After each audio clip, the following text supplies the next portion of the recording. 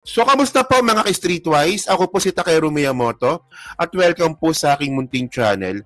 So, mga kababayan, so tandaan po natin no, nung si Marcoleta pa lang po, yung chairman ng Blue Ribbon Committee po na yan, ang focus lang po talaga ni Marcoleta, yung nangyari po from 2022 hanggang 2025. Okay? Pero buti na lang po mga kababayan, kanina nga po, no, na-open up po ito ni Rizon Teberos. So, good job siya talaga dito para sa akin, no?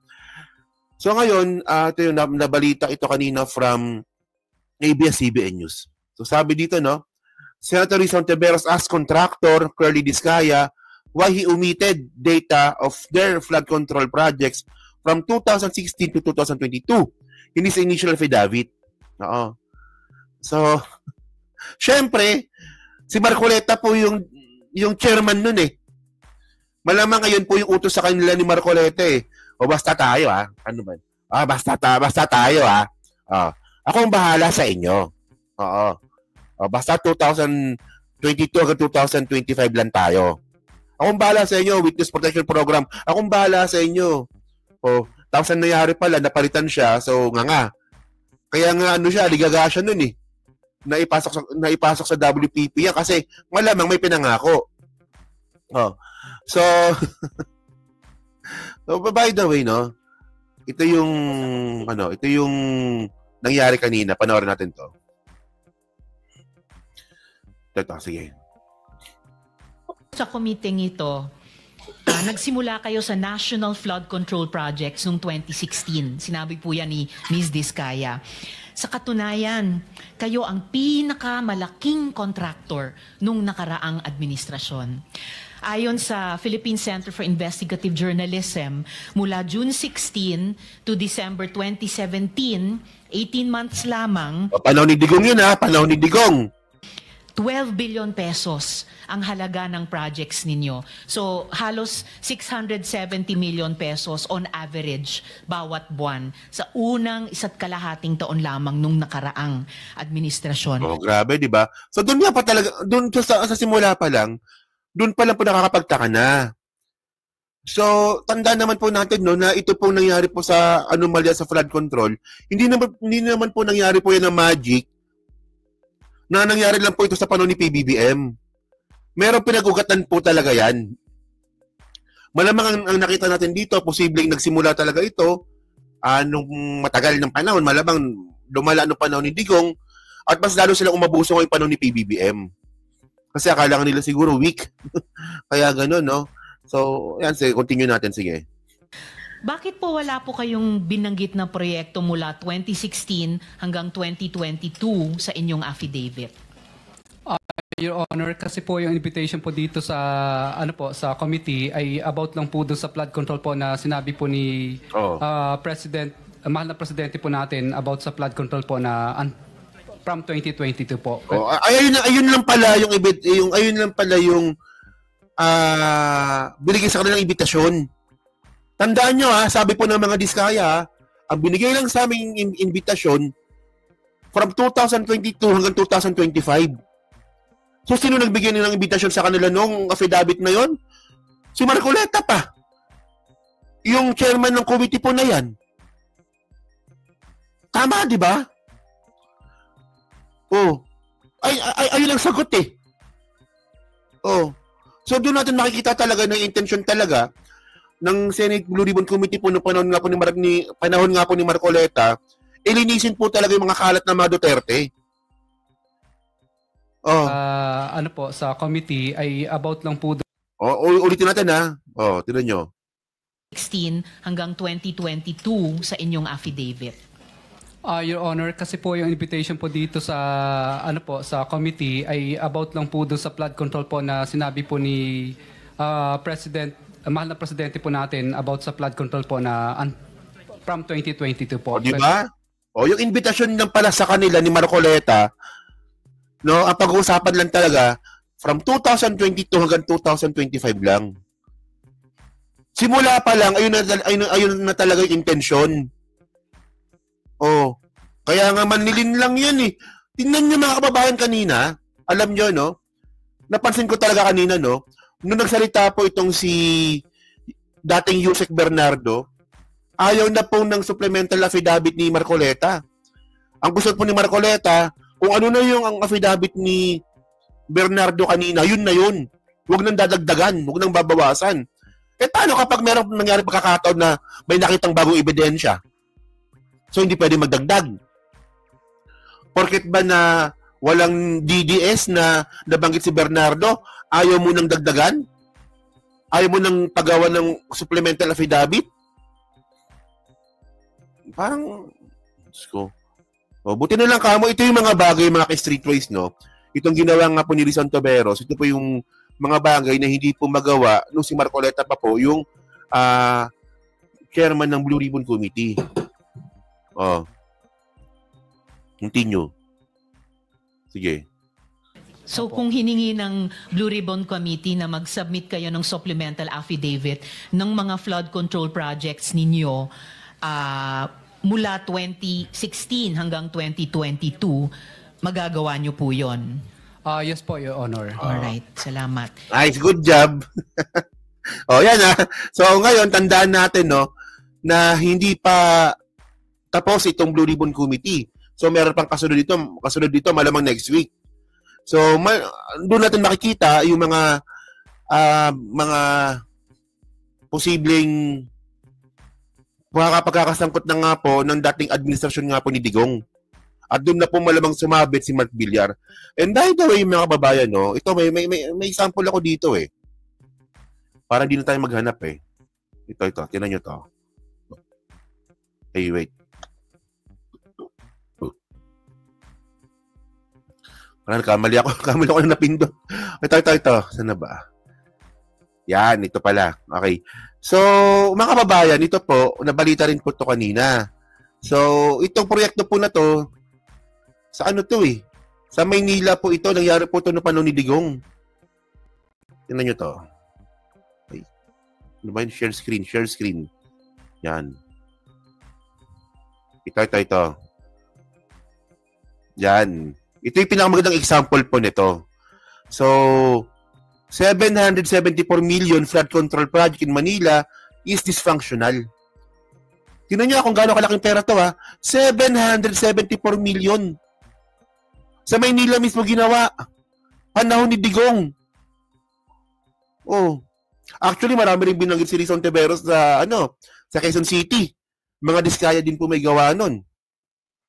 So, ito, sunog apong pala to, no? Sa Tondo. Nakikita ko to minsan eh. Sunog apong pumping station and gagalangin Tondo, no? Basahin muna natin ha, sabi dito. Dizon said the project was funded in 2017. So, panahon ni Digong, ha? Isipin nyo, ha? 700 million pesos na sayang. Isipin nyo kung gaano kalaking pera yun. Di ba? Wala nga. Construction began in 2018 and it was completed and fully paid in 2020. But since 2020 until now, it has never worked. Who would be angry about this? Dizon said in an interview. Kung hindi pa si PBBM naging presidente, hindi natin malalaman itong mga bagay na to. He also said the project has worsened the flooding in District 2. Okay? Instead of helping, it made things worse before it was installed. The water level here was low. So mababa lang daw yung tubig dati, no? Once they put it in, and obviously it wasn't work since it was completed, the flooding here get worse, he added. So ito yung video dito para mas maganda. Saan na ba yun? Ito, sige. 2020, nagbayad ng 2020 in full. Fully paid ito. Tandaan nyo, fully paid daw yan, ha? Pero since 2020, hanggang ngayon, never gumana ito. Pero ang naging solusyon nga ni Secretary Bunawan daw is gumastos na naman ng 100 milyon. So, kailangan isa rin tanga si Bunawan sa totoo lang, eh. Isa rin ingot-ingot din si Bunawan, eh, no? So, ibig sabihin nun, 775 million yung ginastos, So plus 100 million, so 800 million na. No, wala naman nangyari. Oh. Yeah. Na-apple na naman si Yorme dyan. Wala tayong magagawa doon kasi ano nyo to jurisdiction nyo to, Manila kasi to Wala tayong magagawa, talagang pupunta talaga siya dyan. Dito, no? And I'm happy na papatawag ng ICI yung previous administrations dito. Unang-una, magkakaroon tayo ng technical at fraud audit dito. Assuming na maayos ito, kailangan investigahan pa rin namin. Ang problema lang po namin dati, high tide. Gatalampakan lang po ang tubig. Pero nung nalagay po yung pumping, gabewang na po. Example, kaya nga ako nga mga kababayan, nagtataka po talaga ako kung bakit ang ginawa nga po ni Marcoleta nung nakarang hearing, nung siya pa yung chairman, bakit panahon na po ni PBBM yung gusto niyang imbestigahan. So doon pa lang po talaga may bahid na po ng politika. Di ba? So ngayon natapos ng wait. So ito na, okay. So bali po ang nangyari rin po kanina, ito na. Yan. Ito na yung mga nakasuhan ngayon. Ay, mga dawit na senador. Oo. Okay, so, syempre ito si Jinggoy, 355 million kay Jinggoy. Hindi, mukhang mali ata. Tama ba to? Kinopay ko lang to sa thumbnail sa Facebook sa dyan, So, kay Jinggoy pala, 355 million na raw yung allegedly. 600 million kay... May porsyento kasi to, di ba? Alam ko percentage to di ba? Pangalan to? Insertion to Insertion to. Oo. So si Jinggoy pumapalo po ng 355 million yung insertion. So malaman 20% yung sa kanya diyan. Anong sabi nga po ni Bernardo? 600 million po kay Joel Villanueva. Si Bong Revilla, 125 million. Si Bong Revilla ang hilig sa 125 million, no? Kasi nung kay Napoles, 125 million din ata yun tapos pangalan nito? Si Nancy Billy, 35 million. Si Kiss, 160 million. Si Angara, wala pa, no? Mukhang malabo pa kay Angara, No specific amount yet. At ako naniniwala ako mga kababayan na madadagdagan pa to. Hindi pa yan yon. Ito yung mga nagbaba ng pondo. Hindi pa to yon. Meron pa. Meron pa. So malamang kapag nagkakasuhan, ang maiwan na lang siguro doon sa Senado, si Risa na lang mag-isa ata. Si Risa, si Tito Sen, yung mga bago. Malamang si Marcoleta baka maiwan. Di ba? So actually nakakatawa kasi dito mga babayan yung syempre dahil nga po nabinuksan na naman po ni Risa yung usapin tungkol nga po diyan sa flood control project nga po ni Digong, galit na galit po yung mga DDS. Di ba? Alam niyo na naman mga DDS, mga bobo yan di ba? Sabi na naman nakita ko yung mga comment section doon po sa post po na yan na gusto nga pong pabuksan nga po ni Risa yung mga nangyari nung panahon ni Digong. So sabi ng mga DDS, ikaw nga Risa nagnakaw ka ng pera sa PhilHealth. No, di ba? Ganyan po kabobo itong mga DDS sa mga kababayan. Sa totoo lang. Hanggang ngayon, hindi pa rin po makamove on dyan po sa sinasabi nilang ninakaw na pera ni Risa Ontiveros sa PhilHealth na hindi naman po totoo yun. Hindi po totoo yun Tandaan nyo hindi po totoo yun yung kay Risa. Oo. Kasi nga po, nangyari ata yung nakawan 2013. Naupo si Risa 2014. So, tapos na. Yung nga lang po kasi pumutok ang balita, pag-upo mismo ni Risa. Kaya si Risa na pagbintangan. So, ayun na nga kababayan, ang daling intindihin, pero ba tayo intindihin ng mga DDS? Di ba? Mali na Mali na yung paniniwalaan And by the way, ako naniniwala ako dyan sa mga implicated po na yan. Meron pa yan. So syempre yung secretary nun, di ba? Senador ngayon yan O, di ba? Meron pa yan. Ako nga, nagulat nga ako kay Nancy Binay kasama eh. Hindi ko nga na-expect yun. Kasama pala eh. O, di ba? Totoo yan. Pahirap sa Pilipinas sa mga DDS. Totoo yan. Tanga yung mga yan eh. O. So, yun mga kababayan, no? So, kayo po dyan sa Team Replay, no? Ano po masasabi nyo nga po dito sa suggestion nga po ni Risa Hontiveros. So, kayo ba, good job ba si Risa dito na gusto niyang buksan yung mga accounts ng mga Diskaya regarding nga po dito sa flood control anomalies nung panahon nga po ni Digong? Pabor ba kayo dito? Kailangan naman na ba natin kalimutan to? Malamang baka kasama pa nga si si bilyar na nanay. O, di ba? Diba?